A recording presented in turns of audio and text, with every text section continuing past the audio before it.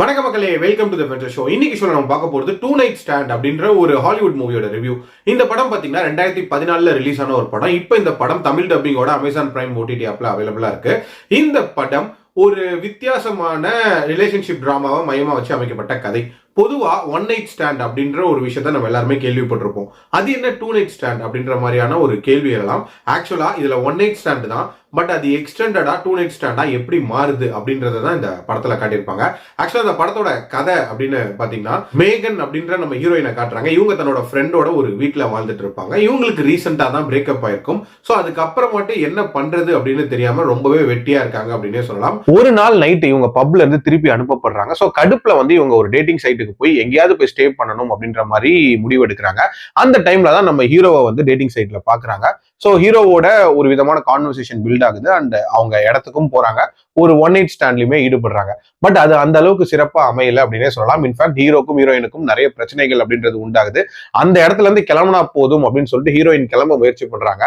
But சந்தர்ப்ப சூழ்நிலை அவங்களை கிளம்ப விடல. ஸோ அங்கேயே இன்னொரு நைட் ஸ்டே பண்ற மாதிரியான ஒரு சூழ்நிலை உண்டாகுது. ஸோ அந்த டைம்ல என்னென்ன மாதிரியான சம்பவங்கள் நடக்குது, ஸோ எப்படி உங்களுக்குள்ள ஒரு கான்வர்சேஷன் பில்ட் ஆகுது, அந்த ஒன் நைட் ஸ்டாண்ட் சீரியஸ் ரிலேஷன்ஷிப்பா மாறிச்சா அப்படின்றது அந்த படத்தோட கதை. எனக்கு இந்த படத்துல பிடிச்ச விஷயம் அப்படின்றது ஒரு ஃபீமேல் பாயிண்ட் ஆஃப் வியூல இருந்து இந்த கதையை சொன்னது அப்படின்னே சொல்லலாம். அதாவது ஒரு பொண்ணுக்கு நடக்கக்கூடிய பிரேக்கப், அவன் ஏன் அந்த டேட்டிங் சைட்டுக்கு வர அப்படின்ற அந்த விஷயங்களை எந்த விதமான ஜட்மெண்ட்மே இல்லாம ரொம்ப ஓப்பனா காட்டினது அப்படின்னே சொல்லலாம். ஆல்சோ இந்த கதையில அந்த ஒன் நைட் ஸ்டாண்ட்ல நடக்கக்கூடிய பிரச்சனைகளா இருக்கட்டும், அதுக்கப்புறம் அந்த டூ நைட் ஸ்டாண்ட்ல நடக்கக்கூடிய கான்வர்சேஷன்ஸா இருக்கட்டும், அது எல்லாமே ஓரளவுக்கு நீட்டாவே பில்ட் பண்ணியிருந்தாங்க. ஒரு விதமான லைட் ஹார்ட்டட் ரொமான்டிக் டிராமா அப்படின்ற மாதிரி தான் ஸ்டார்டிங்ல இருந்து எண்ட் வரைக்குமே கொண்டு போயிருப்பாங்க. பட் எண்ட்ல மட்டும் கொஞ்சம் எக்ஸ்ட்ரா டிராமா அப்படின்ற மாதிரி ஆட் பண்ணிருப்பாங்க. அதுவுமே ஓகேவா தான் இருந்துச்சு.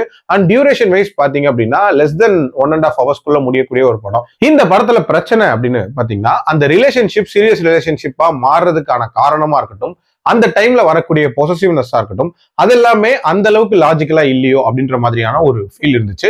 மேபி நம்மளால ப்ராப்பரா கனெக்ட் பண்ணிக்க முடியல அப்படின்னே சொல்லலாம். அது மட்டும் இல்லாம இந்த படம் வந்து ஒரு சிலருக்கு கம்ஃபர்டபுளான மூவியா இருக்காது. அதாவது இந்த மாதிரியான ஒன் நைட் ஸ்டாண்ட பத்தி எல்லாம் உங்களுக்கு ப்ராப்பரான ஒப்பீனியன் இல்லைன்னா இந்த படத்தை தாராளமா ஸ்கிப் பண்ணிக்கலாம். அது மட்டும் இல்லாம இந்த படம் very strictly for adults. So அதுக்கேற்ற மாதிரி பிளான் பண்ணிக்கோங்க. என்னோட ரேட்டிங் இந்த படத்துக்கு 3 out of 5. மீண்டும் அடுத்த விமர்சனத்தில் சந்திக்கிறேன். நன்றி, வணக்கம்.